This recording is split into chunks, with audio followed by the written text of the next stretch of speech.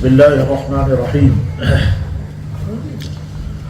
الحمد لله نحمده ونستعينه ونستغفره ونؤمن به ونتوكل عليه ونعوذ بالله من شرور أنفسنا ومن سيئات أعمالنا من يهده الله فلا مضل له ومن يضلله فلا هادي له ونشهد أن لا إله إلا الله وحده لا شريك له ونشهد أن سيدنا وحبيبنا وشفيعنا ومولانا محمدا عبده ورسوله صلى الله تعالى عليه وعلى آله وأصحابه وأزواجه وذرياته وبارك وسلم تسليما كثيرا أما بعد.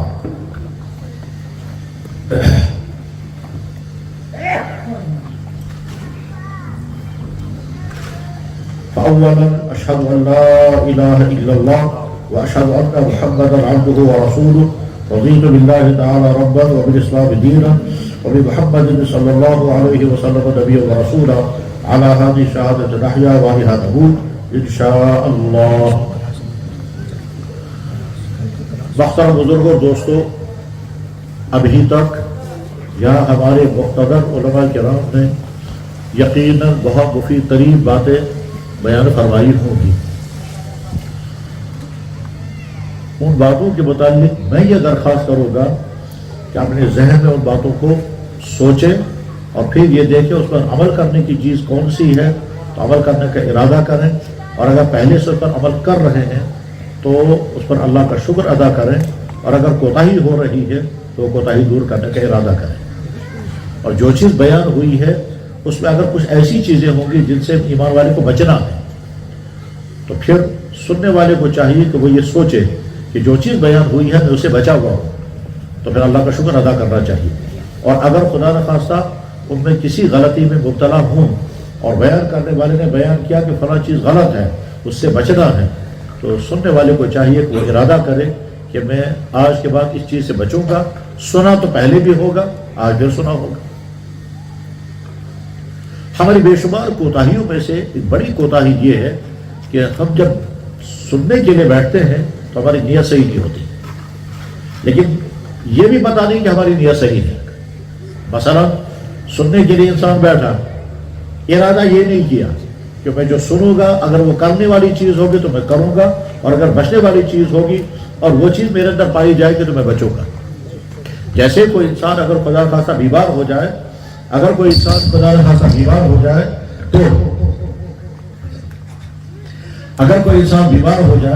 تو ڈاکٹر کے پاس جب جائے گا تو یہ سوچ کر جائے گا کہ جو مجھے ڈاکٹر بولے گا مجھے وہ کرنا ہے، جو دوائی کھانے کو کہے گا دوائی کھاؤں گا، اور جس چیز سے پرہیز بتائے گا اس چیز کا پرہیز بھی کروں گا. اور بڑی توجہ کے ساتھ سن کر کے واپس آئے گا، پھر پرہیز بھی کرے گا، دوائی بھی کھائے گا، وقت کی پابندی کے ساتھ کھائے گا. کم سے کم یہی مزاج ہونا چاہیے ایمان والے کا. جب کبھی دین کی مجلس میں دین سننے کا اللہ موقع عطا فرمائے تو بس توجہ اس پر رکھنی چاہیے کہ بیان کرنے والا کیا کہہ رہا ہے. یا تو بیان کرنے والا کہے گا فلانی چیز پر عمل کرو، تو فوراً اپنے آپ کو دیکھنا ہے کہ میں اس پر عمل کر رہا ہوں یا نہیں. یا بیان کر، اور اگر کر رہے ہیں عمل تو شکر پڑھنا ہے اندر سے، اور ساتھ ہی پختہ ارادہ کرنا ہے کہ آئندہ اور بھی پابندی سے عمل کریں. اور اگر بیان کرنے والے نے بیان کیا فلانی چیز نہیں کرنی ہے، ساتھ میں وہ یہ بھی کہے گا وہ اللہ نے یا اللہ کے نبی سید الاولین والآخرین رحمت للعالمین علیہ الصلوۃ والتسلیم نے منع کیا ہے، تو سننے والے کو فوراً دیکھنا ہے کہ میرے اندر یہ کمی کوتاہی ہے، میں اسے بچ نہیں پایا اب تک. سنا پہلے بھی ہوگا، آج پھر میں نے سنا، آج کم سے کم بچنے کا ارادہ کروں گا. اور جب کبھی ارادہ کرتا ہے انسان بچنے کا تو اس وقت ایک امتحان شروع ہوتا ہے. اس امتحان میں کون پاس ہوگا کون پاس نہیں ہوگا، لیکن بہت سارے لوگوں کو پتہ بھی نہیں چلتا کہ میرا امتحان شروع ہو گیا. اور وہ کیا ہے، میں اس کو مثال سے سمجھاتا ہوں. فرض کیجیے بیان کرنے والے نے بیان کیا مرد کا محرم عورت کے ساتھ تعلق حرام ہے، یا بیان کرنے والے نے بیان کیا دفتر میں بیٹھ کر رشوت لینا حرام ہے، یا بیان کرنے والے نے بیان کیا دوسرے کی زمین پر ناجائز قبضہ کرنا جرم ہے، یا بیان کرنے والے نے بیان کیا پڑوسی کو ستانا، پڑوسی کو دکھ پہنچانا جرم ہے. یہ بیان کرنے والے نے بیان کیا، یا ان جیسی بہت ساری چیزیں ہیں جو بیان کی گئی. بیان کرنے والے نے کہا کہ سود کھانا حرام ہے، بیان کرنے والے نے کہا کسی پر किसी को दुख पहुंचाना जुर्म है। बयान करने वाले ने बयान किया कि माँ बाप को तकलीफ पहुंचाना हराम है। तो अब यह तो सुनने वाले ने देखा कि हाँ ये तो मैं कर रहा हूँ, मेरे गलत ताल्लुकात चल रहे हैं, या मैं ड्रग्स कर रहा हूँ, या मैं नशा करता हूँ, या मैं पड़ोसी के साथ लड़ता झगड़ता हूँ, या मैं कुरान नहीं पढ़ता हूँ। जो इसे बयान किया वो मैं नहीं कर रहा हूँ। तो उसके बाद फिर करना चाहिए या नहीं करना चाहिए? ईमान कहेगा करना चाहिए, बचना चाहिए, और नफ्स कहेगा नहीं। यहां से बात सुनी है, दिल में ईमान का जज्बा उभरेगा कि आज के बाद दफ्तर में रिश्वत नहीं लूंगा, आज के बाद दुकान पर मिलावट नहीं करूंगा, और अंदर से नफ्स कहेगा नहीं, करता है क्योंकि वो उससे पैसा कमाता है इंसान। तो ये अंदर नफ्स और ईमान की जंग शुरू हो। ईमान कहेगा मत करो, नफ्स कहेगा करेंगे। इसके बाद आगे कौन जीतेगा ये इस पर डिपेंड करता है। ईमान मजबूत होगा, आखिरत का डर होगा, तो आदमी उस जज्बे को दबा देगा और बचना शुरू कर देगा। और अगर ईमान कमजोर होगा, नफ्स गालिब आएगा, तो कहेगा हाँ कहते रहते हैं, आज से पहले में सुना है, कौन छोड़ता है, फिर 10 तावीलें अपने आप को समझा करके वही करता है। जनाब, जब भी इंसान दीन की बात सुनता है तो अंदर एक कोल्ड वॉर शुरू होता है, एक खामोश जंग शुरू होती है, करूं या ना करूं। बयान करने वाले ने बयान किया, नमाज मुसलमान पर फर्ज है, सुनने वाले ने सुना, उसके बाद एक कान से सुना, दूसरे कान से निकाल दिया, तो इसने जुर्म किया। और अगर वो गौर करने लगा मैं तो कोताही कर रहा हूं नमाज पढ़ने में, उसके बाद क्या वो सोचेगा अब आज के बाद पढ़ूं या ना पढ़ूं। जो सुना उसका तकाजा है कि पढ़े, और उधर से नफ्स आदि नहीं है, नफ्स तकाजा, तो उसका कहता है कौन पढ़ेगा, कभी पढ़ेंगे कभी, या आगे चल कर के या तो नमाजी बन जाएगा, और या जैसा पहले से बेनमाजी था वैसे। मेरे भाइयों, मिजाज बनाए कि जब कभी दीन की बात सुनने का मौका अल्लाह ताला शाबाश अता करे तो संजीदा होकर के सुने। संजीदा होने मतलब क्या है? जैसे ही इंसान अस्पताल में संजीदा होता है, ये सोच कर डॉक्टर के पास जाता है कि डॉक्टर जो मुझे कहेगा मुझे फॉलो करना है, मुझे बात माननी है, चाहे वो मेरी प्यारी डिशें बैन कर दे। डॉक्टर कहता है आपको फला वाला चीज खाने का बहुत शौक है, आज के बाद बंद, अगर तुम सेहत चाहते हो। पेशेंट फौरन कहता सर बिल्कुल ठीक है, मैं परहेज करूंगा, बल्कि और पूछेगा और बताइए किस चीज का परहेज। मान चलता चले एक लड़के को आइसक्रीम खाने का बहुत शौक है, या आजकल हमारे मार्केटों में पिज्जा आ गया, तो पिज्जा खाने का बहुत शौक है, और डॉक्टर ने कहा तुम्हारे व्याधि में खराबी है, तुम्हें ये दोनों चीजें बंद करनी होगी, तो अपने शौक को साइड पर रख करके अपने आप को बचाएगा। तो यही मिजाज होना चाहिए दीन की बात सुनकर अमल करने का। मेरे भाइयों, अब तक जो दीन की बातें बयान की गई होंगी उनके मुताबिक यही बात ध्यान में रखें। अब इस वक्त चंद मिनट मेरे पास भी है, इन चंद मिनटों में एक शक्ल तो ये होती है कि किसी इंसान किसी एक ही टॉपिक पर डिटेल में बात करे, और दूसरी शक्ल ये होती है कि अलग अलग एक एक नुक्ते पर बयान जानसात की जाए, और फिर वो समझिए वो एक मोतियों का मजमुआ होता है जो एक मिनट में इंसान पेश कर सकता है। तो इस वक्त अलग अलग चंद बातें मैं अर्ज करूंगा, बहुत तवज्जो के साथ सुने। पहली बात, अल्लाह की बारगाह में शुक्र अदा करें, और ये अभी नहीं जिंदगी का महबूब बना है, इसलिए कि अल्लाह ने हमको ईमान की दौलत अता फरमाई है, और वो इस तरह से ईमान वाले के घर में पैदा किया। अगर हम ईमान वाले के घर में पैदा नहीं हुए होते तो शायद हो सकता था हम ईमान की तरफ नहीं आ पाते। बेशुमार वो हमारे भाई जो इंसान होने के नाते हमारे भाई है, हम भी उन्हीं में से होते, किस हाल में होते, क्या कर रहे होते वल्लाहु आलम, लेकिन ईमान की हालत में नहीं होते। ईमान की हालत अल्लाह ने अता फरमाई, उसमें हमारी कोई कुर्बानी नहीं लगी, हमने कोई दरख्वास्त नहीं की, हमारा कोई मुतालबा नहीं था, बस अल्लाह ने एहसान फरमाया, ईमान वाले के घर में पैदा किया, हमारा बाप भी मुसलमान, हमारी माँ मुसलमान, जिस माँ की छाती से दूध पीना नसीब हुआ वो भी ईमान वाली थी, चाहे बेचारी वो नमाजी थी या न थी, दीदार थी या नहीं थी, लेकिन थी मुसलमान। तो नतीजा हुआ घर के अंदर हमको ईमान की दौलत मिल गई। ईमान वाला अपने आप को मामूली न समझे, ये कहे कि अल्लाह ने मुझ पर तो इस दुनिया की सबसे कीमती दौलत मुझे अता फरमाई थी। वो सबसे कीमती दौलत क्या थी? वो सबसे कीमती दौलत यही थी, ईमान की दौलत हमें अता को सीधी, और उसमें हमारी कोई मेहनत चालू नहीं। पढ़े सब अल्हम्दुलिल्लाह रब्बिल आलमीन, और पढ़े अल्हम्दुलिल्लाह रब्बिल आलमीन, अल्हम्दुलिल्लाह रब्बिल आलमीन। अल्लाह का नबी हमें 7 मरतबा मुबारक कर रहा है, 7 मरतबा, और हदीस में फरमाया जनाब रसूल अकरम सल्लल्लाहु अलैहि वसल्लम ने, मुबारक उस इंसान को जिस इंसान ने मुझे देखा और ईमान कबूल किया। यह साहबे करम के मुतालिक हुआ।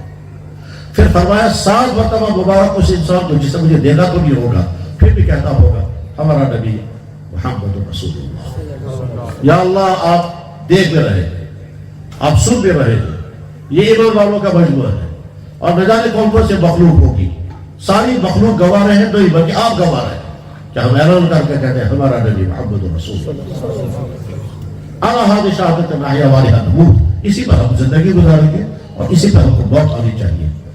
अल्लाह के नबी फरमा रहे हैं सल्लल्लाहु अलैहि वसल्लम, जिसने मुझे नहीं देखा और फिर भी ये कहता है मेरा नबी वही नबी सच्चा नबी है, उसको 7 मरतबा मुबारक।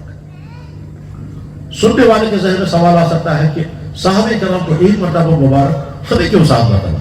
तो जवाब यह है कि सहाबा ने अल्लाह के नबी को माना देख कर और हमने अल्लाह के नबी को माना देखे बगैर, हम तक अल्लाह की बात पहुंची ये मेरा नबी, हमने कहा या अल्लाह हमने उन्हें देखा तो नहीं, हम उस जमाने में नहीं, वो हमारे जमाने में नहीं, हम वहां नहीं वो यहां नहीं, तो हम कैसे देखते?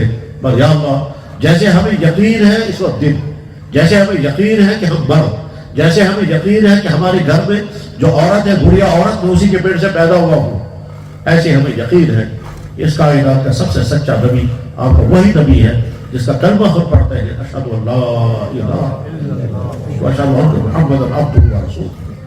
मेरे भाई हम क्यों अपने आप को समझेंगे हम कुछ नहीं, जब हमारा नबी हमको 7 मरतबा मुबारक कर रहा है। अल्हम्दुलिल्लाह अला निअमतिल ईमान। मेरे भाइयों जिंदगी का महबूब बना है, कभी तन्हाई में बैठ करके सोचें अगर अल्लाह ने मुझे पैदा किया होता हो उस घर में, मेरी नई हालत होती, न ये नाम होता, नई शक्ल होती, नई सोच होती, न मेरे घर में कुरान होता, न भी मस्जिद में जाता, तो कहीं और होता नहीं। अल्लाह ने उस मुश्किल इम्तिहान से हमें बताया ये मामूल बना है जिंदगी का। एक बात तो याद रखें। दूसरी बात, इस वक्त यहां हम एक दीनी मदरसे के जलसे में, दीनी मदरसों का काम क्या है? उम्मत के बच्चों को दीन पढ़ाना। मेरे भाइयों अगर ये मदरसे न हुए, अगर ये मकतब न हुए, तो हमारे घरों में पढ़ने वाले हमारे प्यारे बच्चे स्कूलों की तालीम पढ़ करके डिग्रियां भी होगी उनके पास, काबिलियत भी होगी उनके पास, शरीफ माँ बाप के होंगे बच्चे शरीफ भी होंगे, काबिल माँ बाप के होंगे बच्चे काबिल भी बन जाएंगे, उसके बाद फिर जॉब करेंगे या बिजनेस करेंगे तो अपनी काबिलियत से बहुत ऊंचू बुलंदियों तक पहुंच जाएंगे, दौलत भी कमाएंगे, ऐश वाली जिंदगी भी होगी, मकान भी बनाएंगे, फैसिलिटी सारी जमा हो जाएंगी। लेकिन दीन उनके पास नहीं होगा, कलमा उनके पास नहीं होगा, नमाजें नहीं होगी।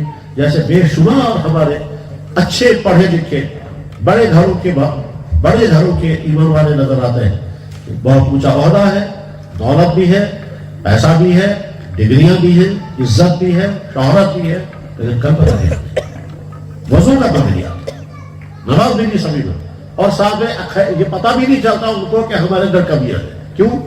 ये जो ओहदा होता है, ओहदा ये इंसान को धोखा देता है, ये जो पैसा होता है इंसान को धोखा देता है। मैं पैसे वाला हूं, मैं ओहदे वाला हूं, मेरे पास ये सब कुछ है, मेरे सामने इतने लोग खड़े रहते हैं, बस इनकी वजह से आदमी को धोखा लग जाता है कि मैं सब कुछ हूं और वो जो कमियां है वो कभी नजर नहीं आती। और जब इंसान रिटायर होकर घर आ जाता है तब सोचता है अब मैं काम गया, अब देखता है मेरे पास तो कुछ भी नहीं। क्या देखता है कि चलो मुझे तो करना भी नहीं आता, मैं तो नमाज भी नहीं पढ़ी है। अब दीन की मेरे भाइयों इन मदरसों का काम यह है कि उम्मत मुस्लिमा की जो नई नस्ल है वो नई नस्ल स्कूलों में है, कॉलेजों में है, दफ्तरों में है, काम कर रही है, जरूर पैसा भी कमाए, वो भी करे, ये भी करे, लेकिन कम से कम इन बच्चों को दीन तो आए, कम से कम ये तो जानते हो कलमा क्या है, कम से कम वो नमाज तो जानते हो, कम से कम उनको बताया तो जाए कि इस्लाम में माँ बाप का मकाम क्या है, कम से कम उनको ये तो बताया जाए कि भाई इस्लाम मुसलमान है, कौन कौन सी चीज हम पर हराम है। दाएं बाएं अगर लोग शराब पीते होंगे, दाएं बाएं अगर लोग ड्रग्स करते होंगे, हम मुसलमान है, ये हमारी हराम है। दाएं बाएं अगर गलत ताल्लुका चल रहे होंगे, हमको बताएं कि हम मुसलमान है, हम नहीं कर सकते। एक ईमान वाला पढ़ा लिखा है, डिग्रियां हैं और कई कई किस्म की डिग्रियां, लेकिन उसे यही पता नहीं कि मैं मुसलमान हूं, मेरे अल्लाह ने कौन सी चीज मेरे हराम की, मैं मुसलमान हूं, मेरे नबी ने कौन सी चीज मेरे हराम की। इस ईमान वाले का ईमान आगे कैसे बचेगा?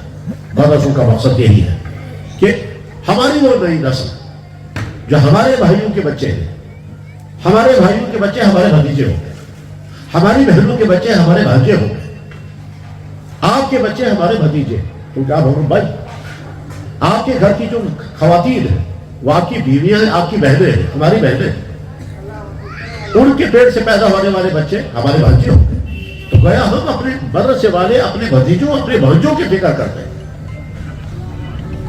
کہ یہ ہمارا بھتیجا، یہ ہمارا بھانجا آگے چل کر کے چاہے یہ افسر بنے، چاہے تاجر بنے، چاہے ٹھیکیدار بنے، چاہے جو بنے، لیکن مسلمان بنے، یا نمازی ہو، یا بااخلاق ہو، یا حرام سے بچنے والا ہو، یا اللہ کا فرض ادا کرنے والا ہو. یہی چیز ہم سکھائے گے. تو مدرسوں کا کام ہے. اس مدرسے میں کیا پڑھایا جاتا ہے؟ کبھی مدرسے والے کوشش کرتے کہ جو کچھ ہم نے تیار کیا وہ امت کے سامنے لائیں گے. اس میں سے ایک چیز ہوتی ہے کہ قرآن کا حافظ بچہ بن گیا، اس بچے کو دستار بندی کی جاتی ہے تاکہ امت کو پتا چلے کہ آپ کی محنت ہو، آپ کے تعاون اور مدرسے والوں کی محنت سے جو پروڈکٹ تیار ہوا وہ یہ ہے. ہم اپنی آنکھوں سے دیکھتے ہیں کہ ایک قرآن کا حافظ سامنے آ گیا. میرے بھائیوں، یہ تو آپ کو معلوم ہوگا، نہیں تو معلوم ہونا چاہیے. دنیا میں کوئی کتاب زبانی یاد نہیں کی جاتی، صرف ایک کتاب ہے، وہ ہے قرآن. دنیا کی کوئی کتاب زبانی یاد کی جائے کہ وہ یاد نہیں رہے گی، بھول جائے گی. صرف قرآن ایسی کتاب ہے جو یاد بھی ہو جاتی ہے اور یاد رہتی بھی ہے. کسی مذہب میں کوئی ان کا مذہبی صحیفہ، کسی مذہب کا مذہبی صحیفہ زبانی یاد نہیں کیا جاتا. تورات اللہ کی بھیجی ہوئی کتاب ہے، انجیل اللہ کی بھیجی ہوئی کتاب ہے. آج جو دنیا میں تورات اور انجیل ہے وہ اوریجنل ہے، اس لیے اس کو یاد بھی نہیں کرتا کوئی. لیکن قرآن اللہ کی کتاب ہے. جو قرآن ہمارے ہاتھوں میں ہے یہی قرآن لوح محفوظ میں لکھا ہوا ہے. اسی طرح سے یہ قرآن جبرائیل کے ذریعے سے جناب رسول اللہ صلی اللہ علیہ وسلم تک اترا. پھر جناب رسول اللہ اکرم صلی اللہ علیہ وسلم نے یہ قرآن کسی طرح سے یاد کیا، صحابہ کو یاد کرایا، لکھوایا، اور اس کے بعد یہ قرآن اگلی نسل کو پہنچا. اور ہوتے ہوتے یہ قرآن حد تک پہنچا. ہم اطمینان کے ساتھ کہہ سکتے ہیں کہ جس طرح سے جس زیر زبر کے ساتھ ہم پڑھ رہے ہیں، اسی زیر زبر کے ساتھ ہم سے بڑوں نے پڑھا، اولیاء نے پڑھا، فقہا نے پڑھا، محدثین نے پڑھا، قاریوں نے پڑھا، ہوتے ہوتے صحابہ نے، پھر ہوتے ہوتے اللہ کے نبی نے انہی لفظوں کے ساتھ قرآن پڑھا، اور انہی لفظوں کے ساتھ جبرائیل نے قرآن سنایا تھا، اور انہی لفظوں کے ساتھ لوح محفوظ میں قرآن لکھا ہوا. ایک طرف قرآن کا یہ ہے، دوسری طرف سے اللہ تعالیٰ اسی قرآن کریم میں فرما رہے ہیں. اور بھائیوں، یہ سب ہم سب کے لیے بڑی وارننگ ہے. ہم سب کے لیے نہیں، ساری امت کے لیے وارننگ ہے. اللہ فرما رہے اسی قرآن میں، وقال رسول، قیامت کے دن میرا نبی کھڑا ہوگا، پھر عرض کہے گا یا اللہ ان قومی، میری اس قوم نے اتخذوا القرآن مہجورا، قرآن چھوڑ دیا. چنانچہ اس وقت امت مسلمہ کے بے شمار نتائج میں سے ایک بہت بڑا نقص یہ ہے کہ بہت سارے گھروں میں قرآن ہے ہی نہیں، اور بہت سارے گھروں میں ہے مگر کبھی کھلتا ہی نہیں. بے شمار گھروں میں مسلمان ہیں، تعلیم بھی ہے، ڈگریاں بھی ہیں، 10 قسم کے مضامین کے ایکسپرٹ ہیں، مگر قرآن کبھی کھول کے بھی نہیں دیتے.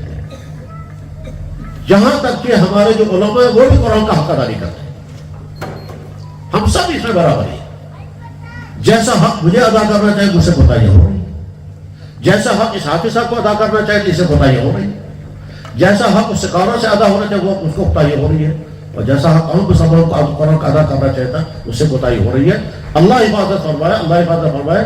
اور اللہ کے نبی نے ارشاد فرمایا قیامت کے دن قرآن یا تو مقابلے میں کھڑا ہوگا اور یا تمہارا حمایتی بن کر کھڑا ہوگا.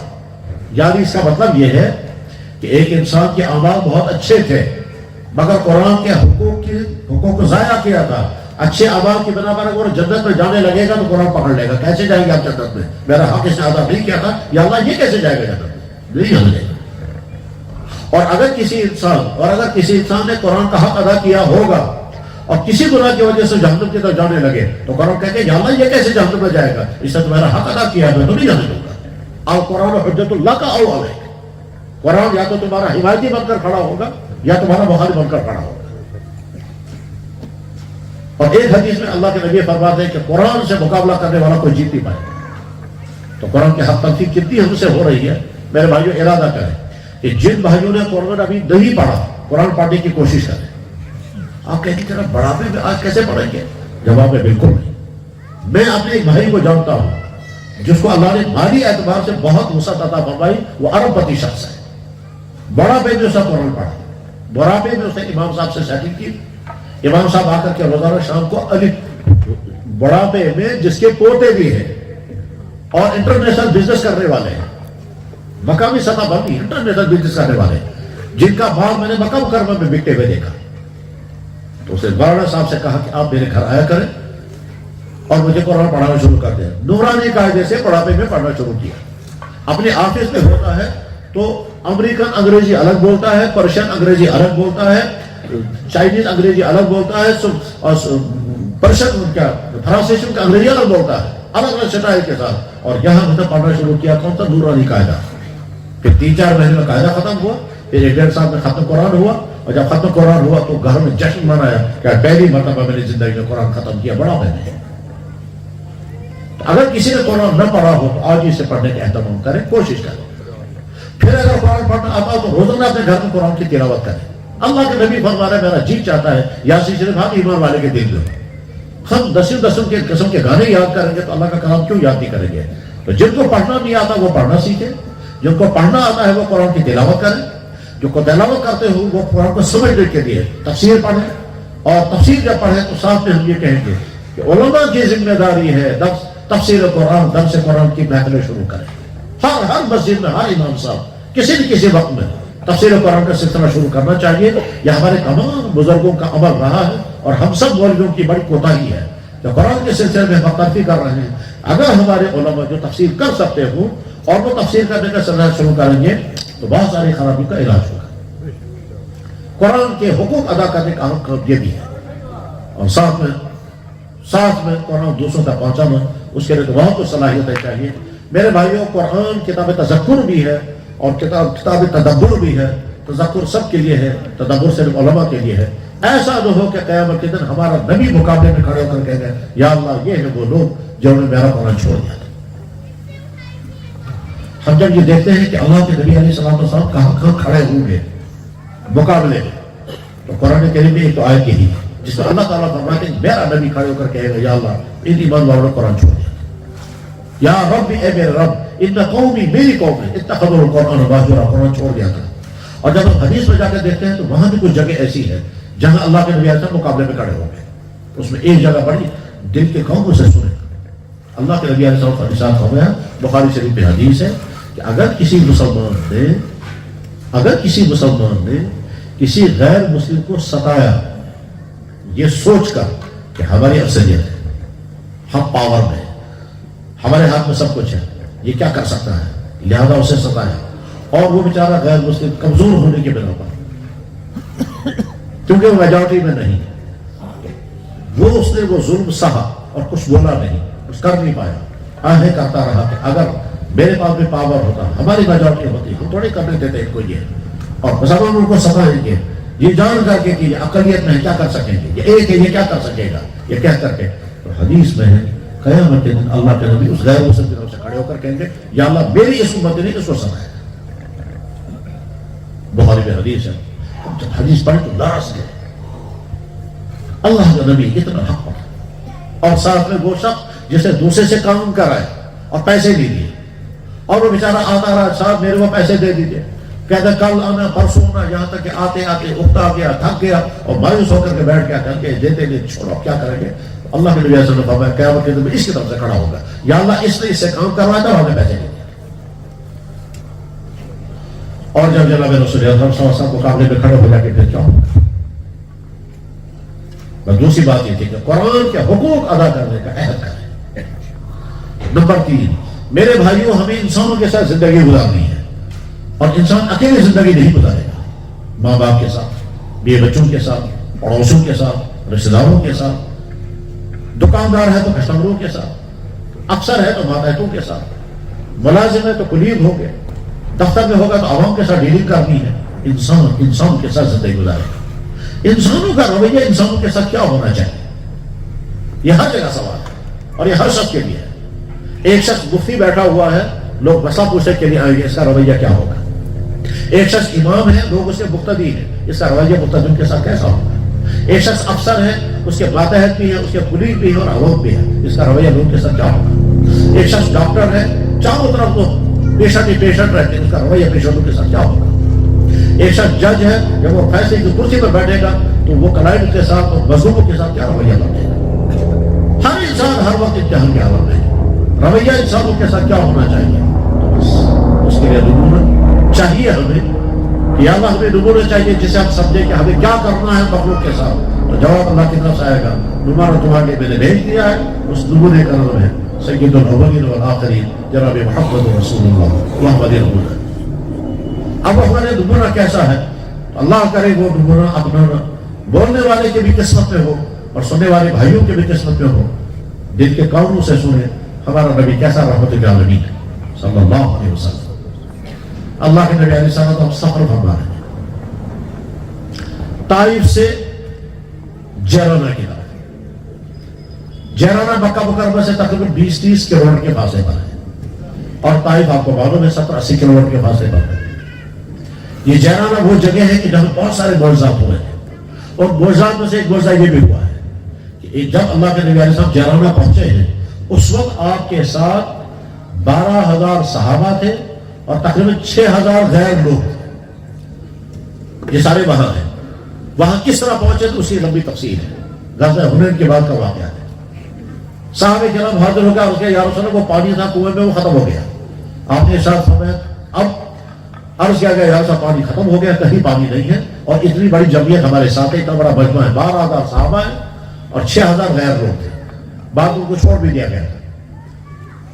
آپ علیہ السلام نے فرمایا کہیں سے کہیں کٹورے میں پانی لاؤ. چاہتے کٹورے میں پانی لایا گیا. آپ نے اپنا لعاب مبارک کٹورے میں ڈالا اور فرمایا کہ جس کنویں کا پانی خشک ہو گیا ہے یہ پانی اس کنویں میں ڈالا. چنانچہ وہ پانی اس کنویں میں ڈالا گیا اور آپ نے فرمایا کہ تو برہا تھا تھوڑی دیر انتظار کرتا. چنانچہ تھوڑی دیر انتظار کیا گیا. اس کے بعد پھر نیچے سے پانی نکلا کیسے جیسے مین پائپ پھٹ جائے اور نیچے سے جوش کے ساتھ پانی اوپر آ جائے. اس طرح سے پانی ابلنا شروع ہو گیا اور وہ پانی آج تک چل رہا ہے. جیرانہ میں یہ واقعہ ہے. بالکل اسی طرح سے جب مکہ مکرمہ سے بدر کی طرف جا رہے تھے راستے میں رات گزاری ہے اور پانی نہیں تھا اور عرض کیا گیا حضرت پانی تو ہے مگر کڑوا ہے پانی تو ہے مگر کھارا ہے وہ پی نہیں سکتے ہیں. آپ علیہ السلام نے فرمایا پانی بلاؤ اور آپ نے لعاب مبارک پانی میں ڈالا اور وہ لعاب مبارک کا والا پانی جو ہے اس کنویں میں ڈالا گیا اور وہ کنویں کا پانی میٹھا ہو گیا اور آج تک وہ پانی میٹھا ہے. اور ہزاروں انسان جو لا علاج بیماری میں مبتلا تھے اس پانی کو پی کر شفایا ہو گئے. مجھے بھی ایک دفعہ سے مدینہ طیبہ میں ڈاکٹر نے وہی پانی دیا تھا. کہنے لگا جہاں ہماری ڈاکٹری فیل ہو جاتی ہے وہاں یہ آب شفا کام کرتا ہے.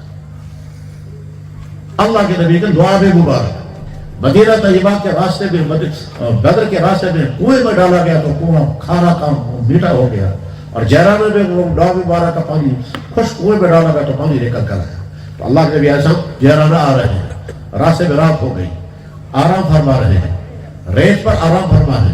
رات کو ایک صحابی اٹھے نظر نہیں آیا انہیں اندھیرا تھا ان کے پاؤں سے اللہ کے نبی علیہ السلام کے مبارک پاؤں کو ٹھوکر لگ گئی. ان کو نظر نہیں آ رہا تھا. آپ ایسا بیدار ہو گئے. بیدار ہو کر کے دائیں بائیں دیکھا اندھیرا تھا نظر نہیں آیا کوئی لیکن اقرار فرمایا یا عبداللہ اوجعت اور اللہ کے بندے تیرے پاؤں سے مجھے ٹھوکر لگ گئی چوٹ لگ گئی. یا کشمیری میں کیا ہے لوگ ہنس اور فرائض نے بتا لوگ ہنس. یہ جملہ ارشاد فرمایا. اب صحابی کو سمجھ آ گئی تو پریشان ہو گئے. شرمندگی اور پریشانی کے عالم بیچارہ وہ واپس چلا گیا. بے قراری سکون نہیں تھا. بہرحال صبح ہو گیا وہ سوچ رہا ہے صبح جاتے ہی میں معافی مانگوں گا لیکن صاحب کو ڈر لگ رہا ہے کہ اگر حضور نے ڈانٹا پھر کیا ہوگا. پھر سوچنے لگا کہ حضور کی ڈانٹ تو مشکل نہیں ہے وہ تو رحمت اللہ میں اولا کہا ڈانٹیں گے مجھے لیکن اگر اللہ کی طرف سے آیت نازل ہوگی پھر کیا ہوگا. اور اللہ کی طرف سے اگر پکڑ آ گئی کیونکہ صحابہ کو بار بار کا تجربہ ہوتا تھا کہ جب بھی کسی کے ذریعے سے کوئی ناقدری کوئی گستاخی ہو گئی اللہ تعالیٰ فوراً آیت بھیج دیتا. اللہ جل شانہ اپنی ناراضگی اپنی گستاخی برداشت کر لیتے ہیں لیکن حضور کی گستاخی برداشت نہیں کرتے. فوراً آیت آ جاتی ہے.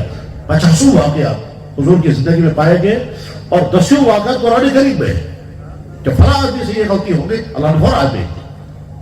خیر وہ صحابی سے پریشانی میں ہے کہ کیا ہوگا. وہ تو یہ سوچ رہا تھا لیکن میرے بھائیوں سوچیں کیسا ہمارا نبی تھا.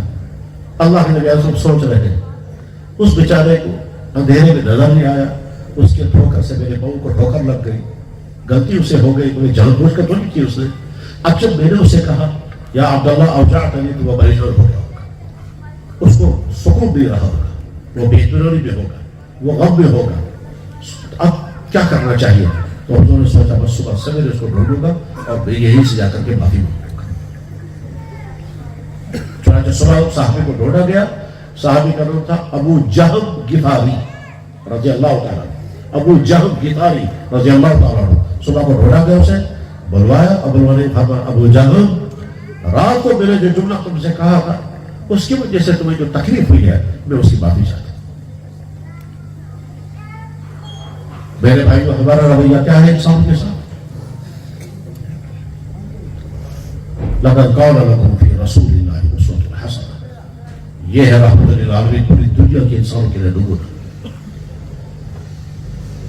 آپ نے یہ سوچا میرے کہنے کی وجہ سے اس کے دل میں جو دکھ ہوا ہوگا اس دکھ کو دور کرنا مجھے، بجائے اس کے کہ وہ آ کر کے معافی مانگتا ہوں. وہ مانگنی تھی اسے معافی.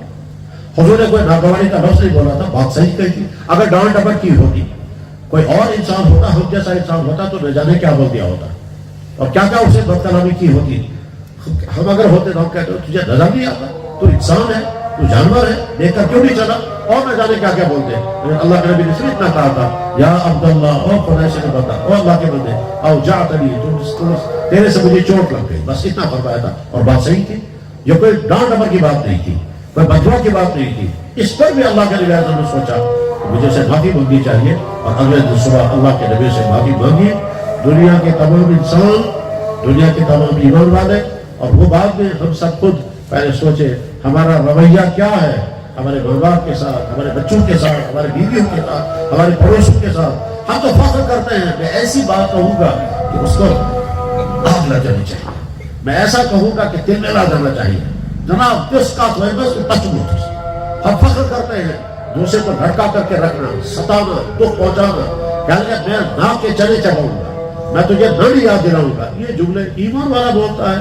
رحمت العالمین کو امتی، رحمت العالمین کو امتی ہونا چاہیے کہ تو مجھے نہ لوہے کے چرے چڑھوائے گا یا نڑی یاد دلائے گا، میں تو تم پر رحمت برساؤں گا کیونکہ میں اس نبی کا امتی ہوں جس نبی نے اس معمولی چیز پر بھی یہیں سے معافی مانگی.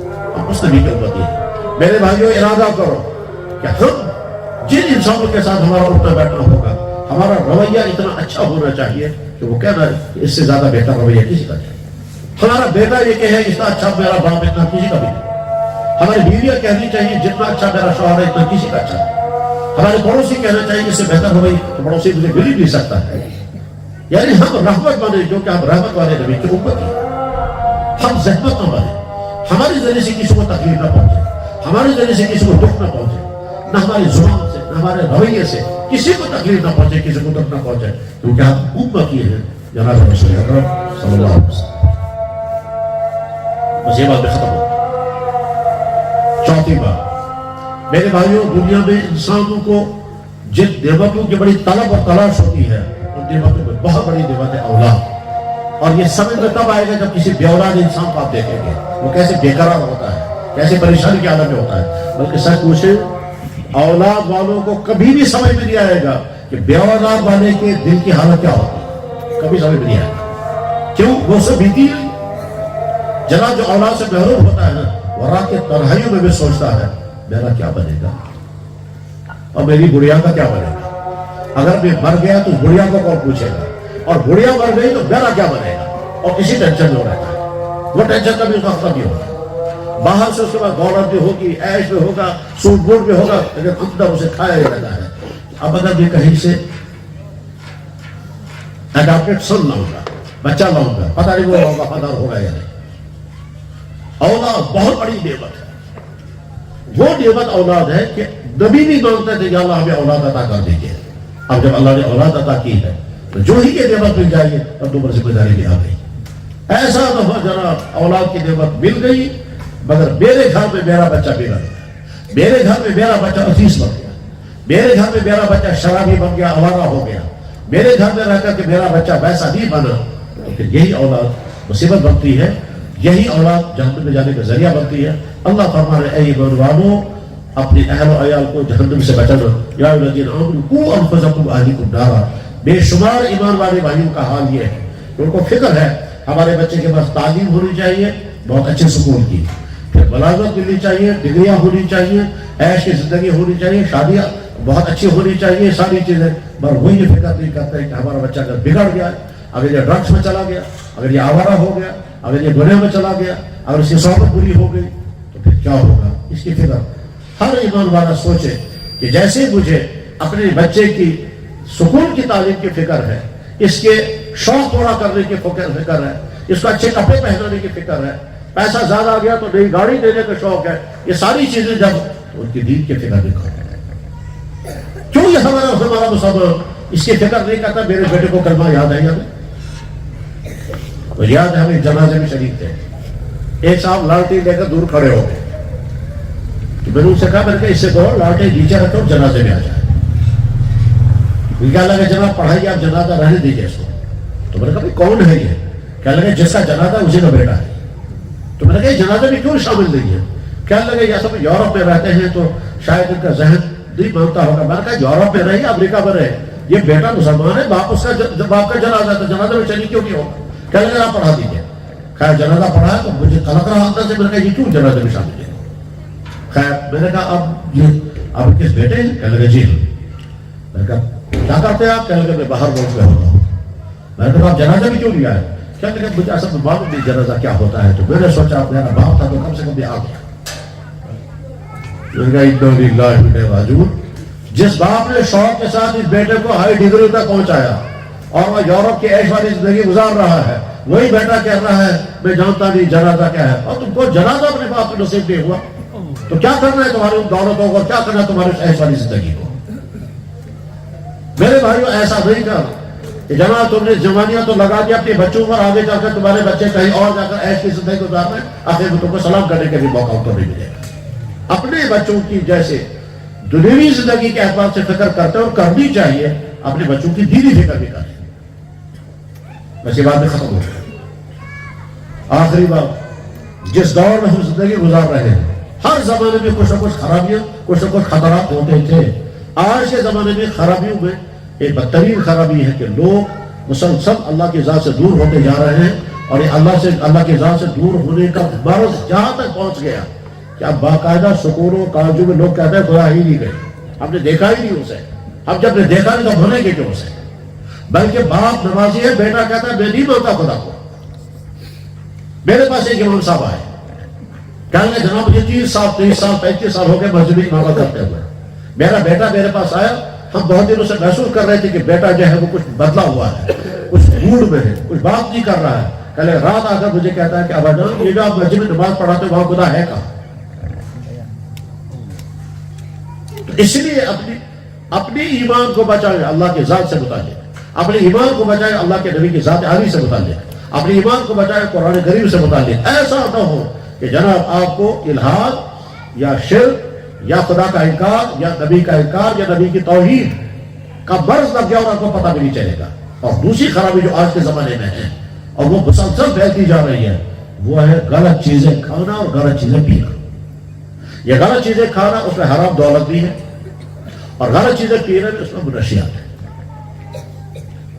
اس وقت نئی نسل مسلمانوں کی بھی اور ہمارے دوسرے بھائیوں کی بھی، تو خیر دوسرے بھائی تو اپنا خود ہی سوچیں گے، ہم تو ان میں مداخلت نہیں کریں گے، لیکن ہم اپنے مسلمان بھائیوں سے کہتے ہیں کہ بھائیوں ایسا ہو تمہارا بچہ، تم خوش ہے ہمارا بچہ، لیکن وہ ڈرگس میں ہوگا، وہ چرس پی رہا ہوگا، وہ براؤن شوگر میں پھنس چکا ہوگا، وہ بری عادتوں میں ہوتے ہوتے کہاں تک آگے چل کر نالیوں میں ملے گا۔ ایسا نہ ہو تمہارا بیٹا تمہاری تمام دولتوں کو اپنی عیاشی میں اڑا دے گا۔ میرے پاس لڑکا آیا، سامنے بیٹھ کر رونے لگا، اور روتے روتے اس نے کہا کہ جناب 45 لاکھ روپے کے میں نے براؤن شوگر پیا ہے اور اب میری صحت ایسی ہے کہ میں کھانا بھی نہیں ہو سکتا۔ مجھے یاد ہے اسی جموں شہر میرے پاس ایک آدمی آیا جو بڑے افسر، کون سے ڈپارٹمنٹ میں مجھے نہیں معلوم، جوان بیٹا صاحب تھا، کہنے لگا جناب وہ دعا کرانے کے لیے آئے ہیں، پہلے بچے کی بات آپ سن لیں۔ بیٹا اس کو اشارہ کر کے کہتا تم دور جاؤ تب میں کہہ سکوں گا۔ ابھی بیٹا مجھے سنا رہا، کہنے لگا جی باپ کو اللہ نے پیسہ خوب دیا ہے، ہر مہینے کا 1 لاکھ روپے مجھے دیتا تھا جیب خرچ کا، میں نے دنیا کے سارے گندے کام کر لیے، کوئی چیز ایسی نہیں جو میں نے نہ کی ہو، لیکن اس وقت میری حالت یہ ہے میری دونوں کڈنیاں فیل ہو گئی ہیں، لیور ڈیمیج ہو چکا ہے، انزائٹی بھی ہے، ٹینشن بھی ہے، زیادہ کام نہیں کرتا ہے، اور ساری اب مجھے تو نیند ہے، نہ کھانا ہے نہ کڈنیاں ہیں، سب کچھ ختم ہو چکا ہے. یہ کہہ کر رونے لگا اور وہ کہنے لگا مجھے کسی طرح سے دعا کر کے. میں نے کہا دعا سے کیسے نکلو گے تم سے؟ جب یہ رونے لگا تو پاس وہ باپ پہ بیٹھ کر رونے لگا. کہنے لگا جب میں سوچ بھی نہیں سکتا تھا میرا بیٹے کا یاد ہو جائے گا. میرے بھائیوں اپنی نوجوان نسل کی فکر کرو.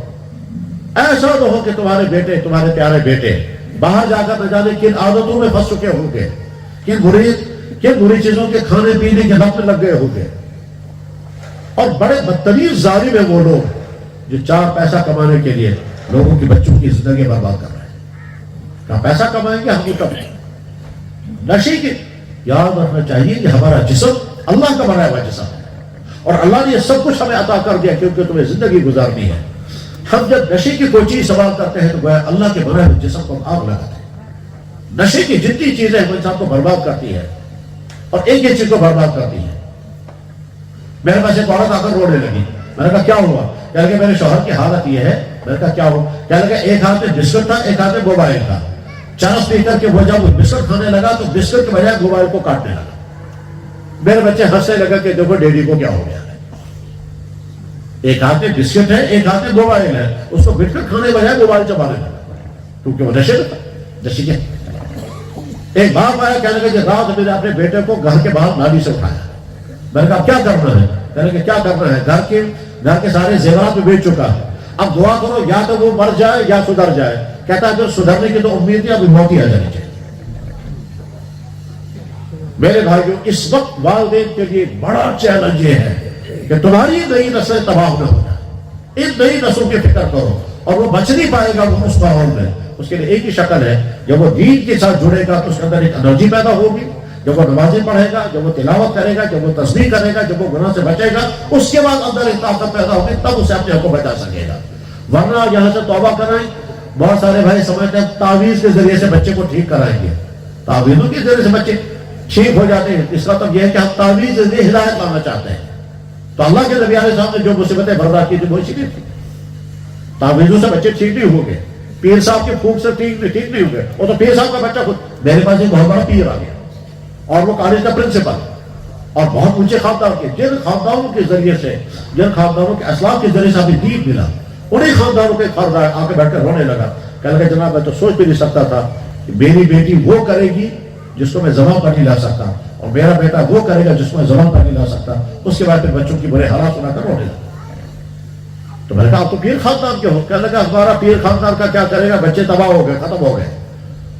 وہ خود بہت بڑے پیر خاندان کا ہے، پرنسپل بھی ہے، قابل بھی ہے، دیندار بھی ہے. تو نمازی ہونے کے باوجود، پرنسپل ہونے کے باوجود بچے بگڑ گئے اور اسی کے کالج میں بچے پڑھ رہے ہیں، دونوں لڑکا بھی اور لڑکی. میرے بھائیوں آپ میں سے جو جوان ہیں اور یہاں موجود ہیں یا جن تک یہ آواز پہنچ رہی ہے، اچھی طرح سے سمجھیں کہ ماحول کی خرابیوں میں سے الہاد ہے، ایتھیسزم ہے، ایگنوسٹکزم ہے، لبرلزم ہے، آزاد خیالی ہے. اسی طرح سے فری سیکس ماحول ہے. یہ گندی چیزیں ہیں، ڈرگس ہے، شراب ہے، میوزک ہے، آوارگی ہے. ان تمام چیزوں سے اگر آپ نے اپنے آپ کو بچا لیا تو آپ کی اگلی زندگی بچ جائے گی. اور اگر بچانے کی فکر نہیں کی، یا ایمان چھن جائے گا، یا کردار ختم ہوگا، یا صحت آباد ہوگی. ہر نوجوان کے لیے 3 چیزیں اہم ہیں: ایمان، کیریکٹر اور صحت. یہ تینوں چیزیں اللہ نے عطا کی ہے. یہ تینوں چیزوں کی حفاظت کی فکر کرے تو یہ بچ جائے گی. اللہ جل شانہ قرآن کریم میں کہتے ہیں او ظالمو تم قیامت کے دن انگلیاں کاٹو گے اور افسوس کے ساتھ کہو گے ہائے افسوس میں فلانے کے پیچھے چلا تو برباد ہو گیا، میں نے فلانے کو فالو کیا تو برباد ہو گیا. وہ ویب سائٹ ہے جو تم کو گناہوں کی طرف کھینچ رہی ہے، وہ یوٹیوب چینل جو تم کو گناہ کروا رہے ہیں، وہ باہر کے وزٹ جو تم کو گناہوں میں ڈوبا رہے ہیں، وہ دوست وہ غلط ریلیشن جو تم کو گناہوں کی طرف لے جا رہے ہیں. یہ قیامت کے دن انگلیاں کاٹیں گے لوگ. وَيَوْمَ يَعْضُ الظَّالِمُ عَلَىٰ يَدَيْهِ يَقُولُ يَا وَيْلَتَىٰ لَيْتَنِي لَمْ أَتَّخِذْ فُلَانًا خَلِيلًا. میں نے فلانے کو دوست نہ بنایا ہوتا. افسوس کرے گا ہائے میں یہ ویب سائٹ کیوں دیتا تھا، ہائے یہ ٹی وی چلنے میں کیوں دیتا تھا، ہائے افسوس یہ سوشل میڈیا یہ فیس بک چلا کر میں نے اپنے آپ کو برباد کر لیا. یہ فلانی تھیوریاں پڑھ کر کے میں اپنے آپ، بس وہ تھیوریاں ہوں گی، وہ انسان ہوں گے، وہ دوست ہوں گے، وہ آپ کا فرینڈ سرکل ہوگا، اس سے اپنے آپ کو بچائے تو پھر آپ کا ایمان اور آپ کا کردار بڑھ سکے. بزرگوں اور دوستوں یہ مدرسے کا جلسہ ہے مدرسے والے پورے سال محنت کرتے ہیں، عوام سے ہی چندہ لیتے ہیں، عوام کے بچوں کو لاتے ہیں، پھر خود بہت نچلی سطح کی زندگی گزارتے ہیں۔ اچھی طرح سے سنیں، مدرسے والے بالکل نچلی سطح کی زندگی گزارتے ہیں۔ تمہارے گھروں کے چپراسوں کی تنخواہیں زیادہ ہیں مدرسے والوں کے مولویوں سے۔ پھر یہ چندے بھی کریں گے، بچوں کو جمع بھی کریں گے، ان کو دکھائیں گے، ان کو پڑھائیں گے، ان کو سلائیں گے، ان کو پڑھائیں گے، اور پھر تیار کر کے کہیں گے یہ ہے پروڈکٹ ہم نے تیار کیا۔ اور اگر یہ مدارس نہیں ہوئے تو آگے کیا ہوگا؟ مسلمان خوشحال ہوں گے، بلڈنگیں ہوں گی، سائنسی ترقیات ہوں گی، ہر گھر میں گاڑیاں ہوں گی، لیکن نہ نماز ہوگی، نہ کلمہ ہوگا، نہ اسلام ہوگا، اور ہوتے ہوتے آگے چل کر کے کہیں گے بہت اچھے مسلمان تھے اب نہیں ہیں۔ دنیا کا مشہور ترین شہر جہاں تقریباً ہر گھر میں ایک زمانے میں ولی ہوا کرتا تھا، اس کا نام تھا بخارا، جہاں کے امام بخاری رحمۃ اللہ تعالیٰ تھے۔ اس وقت بخارا کی حالت یہ ہے کہ وہاں اپنے بچے کا نام مسلمان نہیں رکھ سکتے، اپنے بچے کے نام کے ساتھ محمد نہیں رکھ سکتے۔ اس وقت بخارا کی حالت یہ ہے، بلکہ جس ممبر پر امام بخاری رحمۃ اللہ تعالیٰ نے بخاری شریف پڑھائی، اسی ممبر پر کھڑے ہو کر کے چنگیز خان نے کہا تھا میں آسمان والے کی طرف سے قہر بن کر آیا۔ چنگیز خان نے اسی ممبر پر جوتا پہن کر کھڑا ہوا تھا، گھوڑے پر آیا اور اندر آیا، اور ممبر پر چڑھے ہو کر کہا چنگیز خان تو مجھے اس کا نام تھا، اس نے کہا تھا میں آسمان، وہ خدا کو نہیں مانتا تھا، اس نے کہا آسمان میں کوئی ہے، تو کہا آسمان کے والے کی طرف سے میں قہر بن کر کے آیا ہوں۔ پھر کہا میں اعلان کرتا ہوں کل شام تک بخارا شہر میں کوئی انسان نہیں بچنا چاہیے اور کوئی مقام کھڑا نہیں رہنا چاہیے۔ 24 گھنٹے کے اندر سارے انسانوں کو مار دیا، عورتوں اور بچوں کو باندھ کر کے کیمپوں میں لے جایا گیا، اور گھروں کا سامان لوٹ لیا اور باقی پورے بغداد کو آگ لگا دی اور ملیا بیٹھ کر۔ پھر جب دوبارہ بغداد بسا ہے، لیکن آج وہاں حالت یہ ہے کہ وہاں خوشحال ہیں، عیش کی زندگی ہے، لیکن نہ گھروں میں کلمہ ہے، نہ قرآن ہے، نہ نماز ہے، ہوتے ہوتے بچوں کا نام محمد بھی نہیں رکھ سکتے۔ میں نے ابھی بخارا کے ایک انسان سے ملاقات کی تو وہ اشاروں میں کہہ رہا تھا، کہنے لگے اگر ہم یہ قرآن رکھیں گے تو یوں اندر جائیں گے، یا رکھ نہیں سکتے۔ میں نے اسے پوچھا اشاروں میں، کیونکہ وہ عربی جانتا نہیں تھا، ان کی زبان ہم نہیں جانتے تھے، تو بڑی مشکلوں سے وہ موبائل کے ذریعے سے میں عربی میں بولتا تھا، وہ اس کو ٹرانسلیشن کرتا تھا، اس میں زبان میں پھر وہ وہاں سے جواب دیتا تھا، اور میں کہتا تھا کہ ہمارے پورے بخارا میں ہمارے مسلمانوں کے گھروں میں پیدا ہونے والے افراد جو حکمران ہیں انہوں نے صحابہ بیان لگا دیا، مسلمان نام بھی نہیں رکھ سکتے، گھر میں قرآن نہیں رکھ سکتے، گھر میں کلمہ نہیں لکھ سکتے، پھر یہ ہوگا۔ تو میرے بھائیوں دینی جلسے میں آئے ہیں، مدرسے والے اپنا مال تیار کر کے امت کے سامنے لاتے ہیں۔ ان میں مدرسے والوں میں جو یہاں مجالسوں میں چلتا ہے، غالباً 2 یا 3 بچے ہیں جنہوں نے قرآن کریم حفظ کیا، ان کی دستاربند ہوگی۔ دستاربندی کا مطلب ہوتا ہے کہ بھائی ہم نے تو قرآن اس کا حوالے کر دیا، یہ تو قرآن کا حافظ بن گیا، اب آگے اس کی ذمہ داری ہے قرآن کو محفوظ رکھے، قرآن کے مطابق زندگی گزارے، اور قرآن کے آگے قرآن کا خادم بن کر زندگی گزارے۔ اور بشارت کتنی بڑی ہے کہ اللہ کے نبی نے فرمایا جس نے اپنے بیٹے کو حافظ بنایا، قیامت کے دن اللہ تعالیٰ شاہ باپ کے کندھے پر، باپ کے سر پر ایسا تاج لگائیں گے کہ سارے نشے والے دیکھیں گے، چمکتا ہوا تاج، سورج سے زیادہ چمک رہا ہوگا۔ تو خود اس حافظ کا مقام بہت زیادہ اونچا ہوگا، مگر شرط یہ ہے کہ وہ قرآن کے تقاضوں کے مطابق زندگی گزارے۔ بخاری میں ایک جگہ پر جملہ ہے، حضرت حذیفہ فرماتے تھے یا اہل القرآن، اے قرآن والو، اعزکم اللہ بالقرآن، اللہ نے تم کو قرآن سے عزت عطا فرمائی، فلو اتخذتم یمینا وشمالا لضللتم ضلالا بعیدا، اگر تم دائیں بائیں چلے گئے تو بدترین گمراہی کا شکار ہو جاؤ گے۔ میرے بھائیوں اپنے علماء کے ساتھ جڑے رہیں، دین کو سیکھیں، اپنے گھر کو دیندار مسلمان بنائیں، مالی برکت بھی آئے گی، صحت کی برکتیں بھی آئیں گی، بچوں کے اندر بھی دینداری آئے گی، اور ہم اللہ کے رحمتوں کے مستحق بن جائیں گے۔ بس میں حدیث سنا کر کے بات ختم کر رہا ہوں، وقت زیادہ ہو گیا۔ ہمیں مرنا ہے اور لازماً مرنا ہے، مرنے کے بعد زندہ ہونا اور لازماً زندہ ہونا ہے، حشر میں پہنچنا اور لازماً پہنچنا ہے، اور حشر میں پہنچنا ہے تو لازماً اپنے نبی کے سامنے کھڑا ہونا ہے، لازماً نبی کے پاس کھڑے ہو کے بعد لازماً اپنے اللہ کے سامنے کھڑا ہونا ہے۔ اللہ کے نبی سے پوچھا گیا یا رسول اللہ کب قیامت کے دن اللہ کو دیکھیں؟ صحابہ کرام نے عرض کیا یا رسول اللہ حل نرا ربنا، کیا ہم اللہ کو دیکھیں گے؟ تو اللہ کے نبی علیہ السلام نے ارشاد فرمایا جیسے تم چوتھی کا رات کا چاند چمکتا ہوا دیکھتے ہو اسی طرح سے قیامت کے دن اللہ کو دیکھو گے۔ تو اللہ کو بھی دیکھنا اور اللہ کے نبی سے بھی ملنا ہے۔ جناب رسول اللہ صلی اللہ علیہ وسلم نے حجۃ الوداع میں اعلان کیا تھا لوگوں میں تم سے پہلے رخصت ہونے والا ہوں، میں وہاں انتظار کروں گا تمہارا، اور جب تم میرے سامنے آؤ گے خبردار اس حال میں میرے سامنے مت آنا کہ تمہاری وجہ سے مجھے وہاں شرمندگی اٹھانی پڑے، اس حال میں میرے پاس مت پہنچنا کہ تمہاری وجہ سے میرا سر نیچے ہو جائے گا۔ یعنی ایسا تو ہو کہ اللہ فرمائے یہ آپ کے اوپر کی دیکھ لیجیے کیسا ہے، جیسے شریف باپ کا بیٹا جب غلطی کرتا ہے اور بعد میں تھانے میں جا کے کہتے ہیں جناب آپ شریف نے دیکھا آپ کے بیٹے نے کیا کیا، وہ سر بیچارہ نیچے کرتا ہے، کیونکہ اس کے جب تھانے والے باپ کو کہتے ہیں سر آپ نے اتنے معزز آدمی آپ کے بیٹے نے کیا کر دیا، تو باپ کہتا ہے میں سوچ بھی نہیں سکتا تھا، اب وہ بیچارہ سر نیچے کرتا ہے، شرمندہ ہوتا ہے، واپس آ کر کہتا بیٹا میں تو یہ کہہ رہا تھا کہ میری عزت کو خاک میں مت ملانا، یہ کیا کر دیا تو نے، بس ایسا لوگوں کے قیامت میں ہمارا نبی ہم سے یہ فرمایا تم کیا لے کر میرے پاس آئے، تم تو میرے امتی تھے، میرے پاس ہم جواب نہیں دے سکتے، عہد کریں انشاءاللہ ہم وہ زندگی نہیں گزاریں گے کہ قیامت میں ہمارا نبی کہے گا تم کیا لے کے میرے پاس آئے، کس منہ سے میرے پاس آئے، تم کیوں تھے ہی نہیں میرے راستے پر، تم تو کہیں اور کسی اور کے راستے پر جا رہے تھے۔